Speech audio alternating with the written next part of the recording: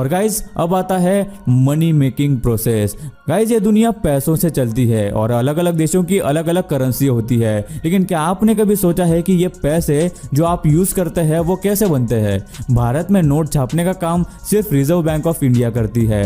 इन notes को बनाने की शुरुआत होती है कॉटन और पेपर के बड़े बड़े गट्ठों से। सबसे पहले इन्हें मशीन में डालकर उन्हें पूरी तरह से श्रेड कर दिया जाता है।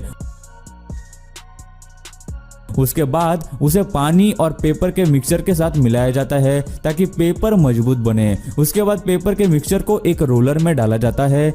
फिर ये रोलर उसको दबाकर उसके अंदर का सारा पानी निकाल देता है और पेपर की शीट्स बनाई जाती है। फिर इस शीट पर मशीन वाटर मार्क लगाने का काम करती है।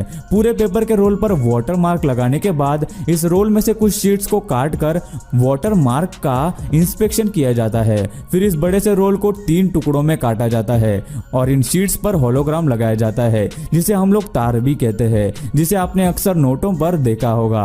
फिर इनका विजुअल इंस्पेक्शन होता है, जिसमें होलोग्राम को बारीकी से चेक किया जाता है। उसके बाद इस बड़े से रोल को मशीन में डाला जाता है, जहां इस रोल को मशीन काट देती है और इन शीट्स को प्रिंटिंग के लिए आगे भेजा जाता है।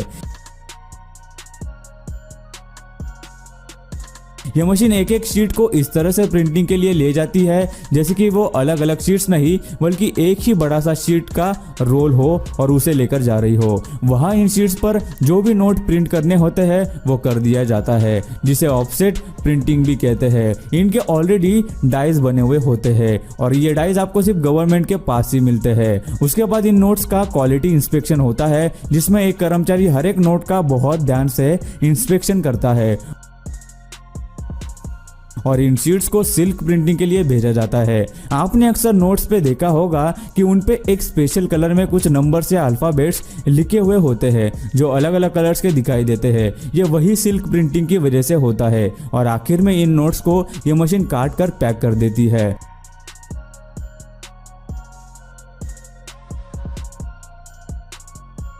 गाइस अलग अलग कंट्रीज की नोट छापने की टेक्निक थोड़ी बहुत अलग हो सकती है।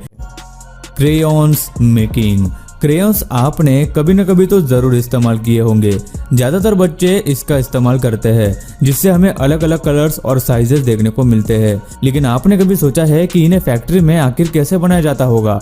इन्हें बनाने के लिए सबसे पहले वैक्स को मेल्टिंग मशीन में डालते हैं, जहां उन्हें 62 डिग्री तक गर्म किया जाता है। उसके बाद उसमें एक खास किस्म की पाउडर को डालते हैं। उस गर्म वैक्स को एक पाइप के जरिए मिक्सिंग में डालते हैं, जहां उसमें ऊपर से येलो एंड रेड कलर की पाउडर को डाला जाता है और उसे 45 मिनट्स तक अच्छे से मिक्स किया जाता है। और 45 मिनट्स होने के बाद वैक्स को ऑरेंज कलर आ जाता है। उसके बाद ऑरेंज वैक्स को दूसरी मशीन पर डालते हैं, जहां उन्हें क्रेयॉन्स का आकार दिया जाता है और सूखने के बाद ऊपर बचे हुए वैक्स को मशीन के जरिए निकाला जाता है। बाद में मशीन बने हुए क्रेयॉन्स को दूसरे मशीन में इंजेक्ट करती है और वो मशीन उन्हें लेबल लगाने के लिए आगे भेज देती है, जहां उन पर लेबल लगाकर पैकेजिंग के लिए भेजा जाता है।